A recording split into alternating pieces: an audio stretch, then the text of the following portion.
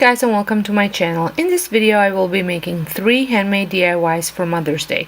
First two are a bit harder, so they're great for a teenager or yourself to make it for your mom, or make it with your younger kids for grandparents, for a grandmother. And the last one is easy. It is the one that I will be actually making with my daycare kids for their moms for Mother's Day. So without further ado, let's get started. First project that we're working on is a signed picture frame, and you will need paint of your choice. I am using the light purple. You will need some wood glue, some paint brushes. I like using these from the dollar store, a nautical rope, and all the materials are from either a Dollar Tree or dollar store. This is a like a paper ribbon. I just love the way it looked. And then some small clips, clothesline clips. A wood stain. Now this is not from a dollar store, it's from Home Depot. And a thick, wide popsicle sticks.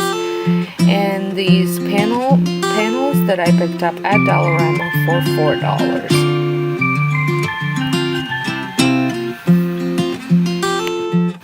First thing that I'm going to do is I'm going to glue these together, and I will also use these popsicle sticks to glue the seams with them. You could probably put little screws in. I was really afraid that I was gonna chip it, so I just decided to glue it together on the side and then add these popsicle sticks on top for extra protection. And then I put something heavy on either side of the boards to keep them together, and also I put some heavy stuff with the paper in between, a plastic in between on it, so everything stays together. And I left it to dry for 24 hours.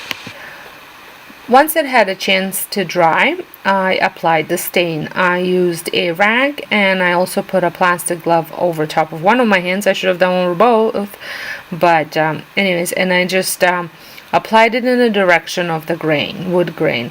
I absolutely love the stain. It is beautiful. I will link it down below, the color of it. I think it's called Antique Walnut. I think it just turned out so nice.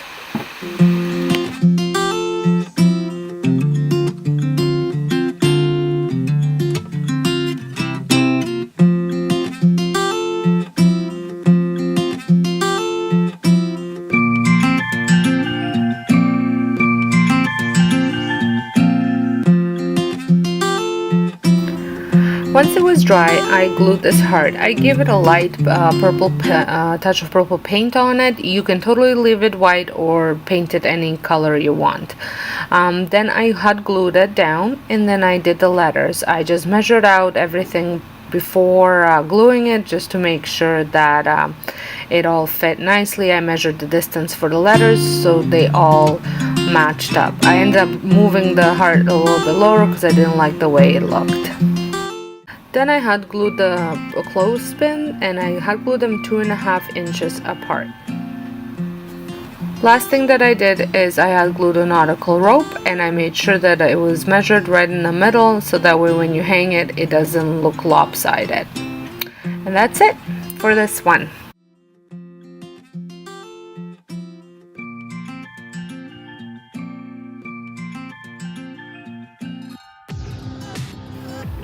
Next project, you will need this artist panel that I had picked up at Dollarama, some paintbrushes, small ones, the foam ones, and a small paintbrush, some black acrylic paint, white acrylic paint, and the same wood stain that I used for the previous project. So first thing that I'm gonna do is I'm going to stain it, and I'm using these I think it's painter's lint-free rags that I picked up at Home Depot, just because I needed some new rags, and all the ones I had at home were leaving too much lint behind. And I just cut these up to size, so that way I don't have to use the whole thing for such a small project.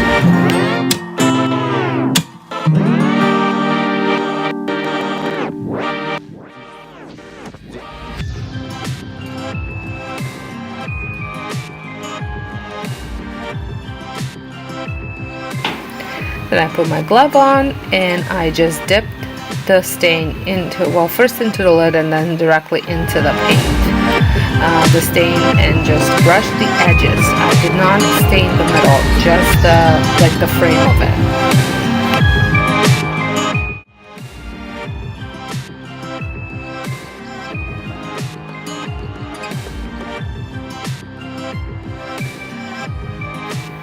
Once it was dry, and it doesn't take very long to dry, I left it to dry for about 2 hours. I added painter's tape on the edges on the inside. Painter's tape wasn't working very well, but it did the job.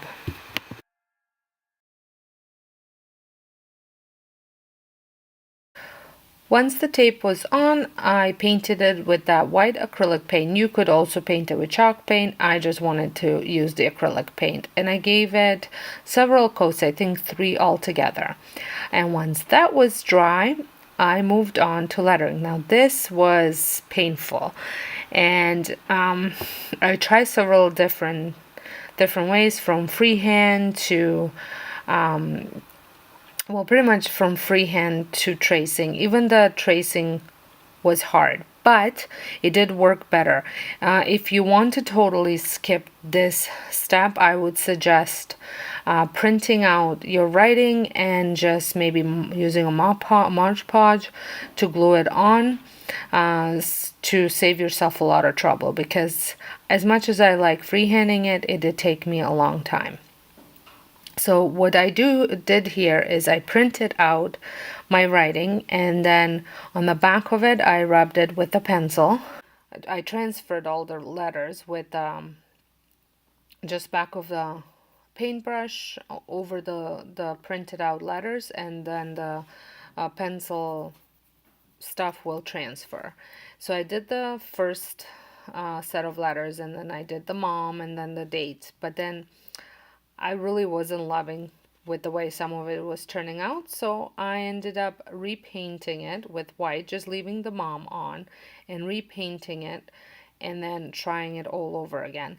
I actually ended up getting some of my old paint eye makeup brushes that I wasn't using anymore, and using those to do the cursive writing on top and some of the other cursive writing that was in there. So like I said, if you want to completely avoid this, the easiest thing would be is print out the letter, print out the writing, whatever you need to do, and then just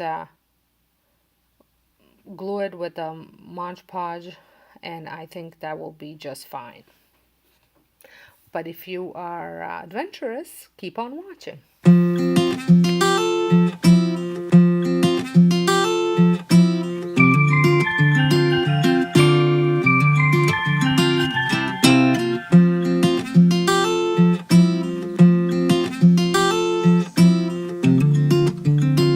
Just so you know what it says, my greatest blessings, call me mom. And then it's my son's birthday, my son's first name and middle name, and my daughter's birthday and her first name and middle name. And then I had thought, since I had all that space, to add maybe a stencil, and I had picked up these stencils a while back from a Dollar Tree.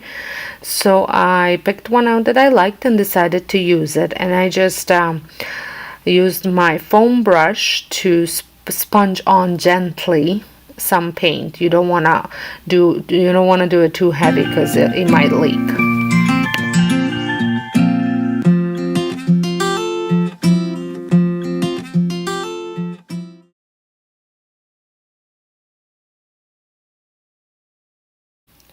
The last DIY that I was doing, I just wanted to give it a test run, and it turned out really, really good.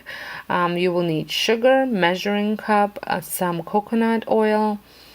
I have lavender essential. It can be essential of any choice that you have on hand. Some tea bags. I picked up the assorted fruit flavor tea for the smell. And then I picked up these small little jars. I thought they would be perfect. And I picked up 6 of them because I have 5 kids that are going to be working, and one for me to show you how we're gonna work on this. I'm also using this natural raffia to decorate the jars.